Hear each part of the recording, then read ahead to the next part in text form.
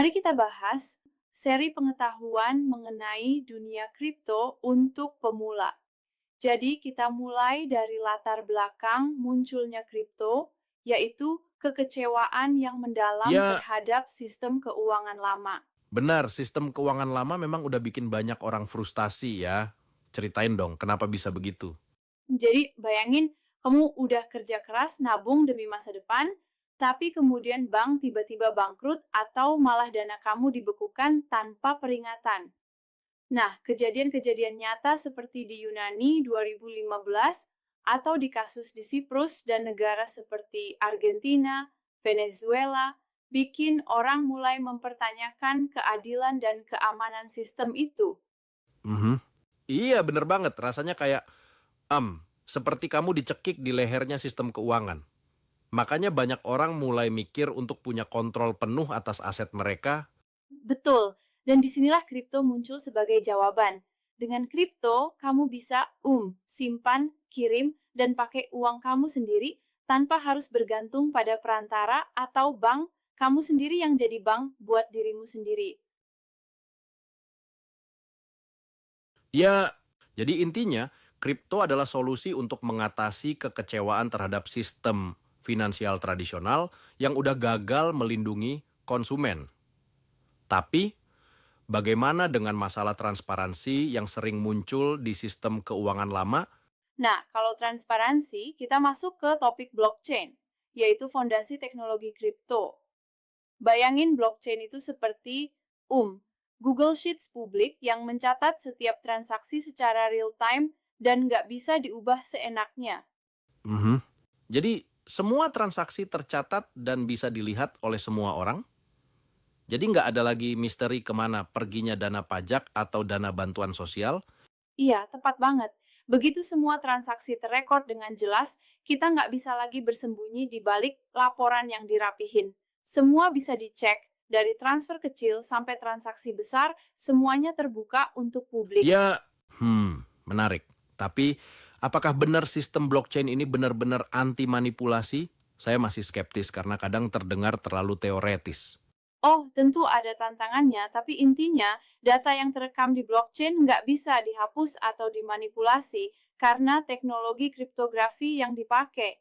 Jadi, meskipun ada skeptisisme, mekanismenya sudah teruji untuk menjaga integritas data. Ya, jadi intinya blockchain menciptakan sistem di mana kepercayaan sudah built-in. Saatnya kita melanjutkan ke bagian selanjutnya, kemajuan teknologi. Betul sekali.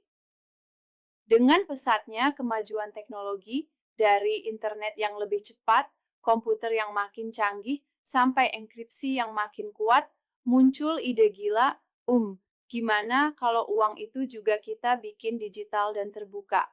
Seperti misalnya Google Docs, semua orang bisa lihat dan edit secara bersamaan, tapi bedanya blockchain menjamin keamanan dan keotentikan setiap perubahan. Ya, Mhm.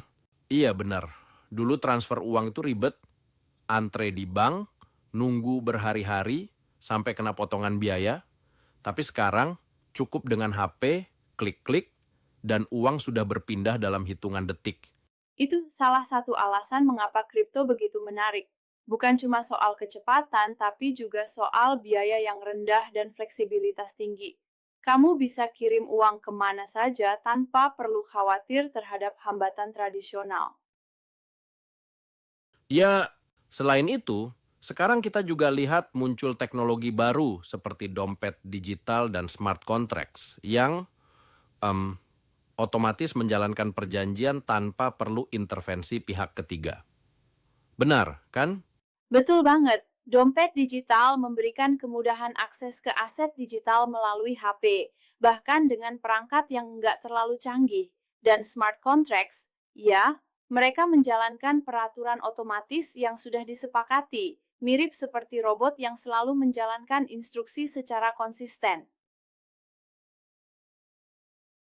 Mhm. Tapi ada juga hal baru yang menarik, yaitu penggabungan AI dengan blockchain untuk deteksi penipuan. Bagaimana pandanganmu soal itu? Oh, itu benar-benar langkah maju. Gabungan AI dan blockchain bikin deteksi penipuan jadi lebih canggih. Jadi, sistem bisa secara otomatis mendeteksi transaksi yang mencurigakan dan mencegah penipuan sebelum terjadi. Bayangin seperti punya mata-mata digital yang selalu siap menjaga integritas jaringan. Ya, saya paham. Tapi saya juga penasaran, apakah integrasi AI ini tidak berisiko menimbulkan masalah privasi nantinya? Itu pertanyaan yang bagus. Memang integrasi AI harus dilakukan dengan sangat hati-hati agar data pribadi tetap terlindungi. Namun, dengan enkripsi dan protokol keamanan yang kuat, risikonya bisa diminimalisir. Jadi, kita harus tetap kritis tapi juga optimis dengan potensi pengembangannya. Ya, jadi secara keseluruhan, sistem kripto dan blockchain tampaknya bukan cuma solusi untuk mengatasi masalah-masa lalu, tetapi juga batu loncatan untuk sistem keuangan dan data yang lebih transparan dan aman ke depannya. Persis, dan itu adalah inti dari semua ini. Dari kekecewaan terhadap bank-bank tradisional sampai kebutuhan akan transparansi dan kecepatan teknologi, kripto jadi jawaban atas banyak permasalahan. Ini membuka banyak peluang baru, tidak hanya untuk dunia keuangan, tapi juga untuk bidang lain seperti voting, donasi, dan bahkan catatan kesehatan. Wow, sangat menarik. Jadi jika kita lihat dari sisi inovasi dan keberlanjutan, kripto bisa dibilang membawa revolusi dalam cara kita mengelola aset dan data. Iya, benar. Dan dengan semakin terintegrasinya AI, blockchain, dan teknologi digital lainnya, kita akan melihat sistem-sistem yang lebih resilient dan responsif. Jadi, untuk pemula ataupun pengguna yang sudah paham, dunia kripto menawarkan banyak hal untuk dieksplor. Sepertinya masih banyak tantangan yang harus dihadapi, tapi potensi serta keuntungannya juga sangat besar. Saya suka bagaimana teknologi ini bisa mengubah cara pandang kita pada sistem keuangan dan kepercayaan. Betul sekali, Christian. Walaupun sudah ada tantangan, kelebihan dari sistem desentralisasi dan transparansi blockchain tidak bisa diabaikan. Jadi, sambil terus kritis dan belajar, kita dapat memanfaatkan peluang yang ada. Saya setuju. Diskusi ini benar-benar membuka mata saya tentang bagaimana kripto, blockchain, dan teknologi terkait membawa dampak besar bagi keuangan dan sektor-sektor lainnya. Memang intinya adalah untuk memberi kita kontrol yang lebih besar atas aset kita, transparansi dalam transaksi, dan keandalan yang lebih tinggi tanpa ketergantungan pada sistem perbankan yang rawan masalah. Dan saya terutama terkesan dengan analogi Google Sheets atau Google Docs yang kamu sebutkan. Itu benar-benar membantu memahami konsep blockchain yang rumit dalam cara yang sederhana. Iya, itu seperti kita bisa lihat semua transaksi secara langsung tanpa ada yang bisa disembunyikan, benar-benar transparan. Teknologi ini memang bisa dibilang revolusioner. Jadi untuk pendengar yang masih awam, pesan yang ingin disampaikan adalah mulailah belajar tentang kripto dan blockchain. Walaupun masih ada tantangan, potensi inovasinya sangat besar. Betul, dan jangan lupa pelajari juga bagaimana AI mulai masuk ke dalam dunia blockchain untuk mengatasi penipuan. Semua ini adalah bagian dari evolusi teknologi yang nggak hanya mengubah sistem keuangan, tapi juga membuka banyak peluang baru di berbagai sektor. Ya, sangat menarik. Diskusi ini benar-benar menantang cara pandang tradisional tentang keuangan dan teknologi. Terima kasih atas insight-nya. Sama-sama, dan terima kasih juga sudah ikut menggali topik ini.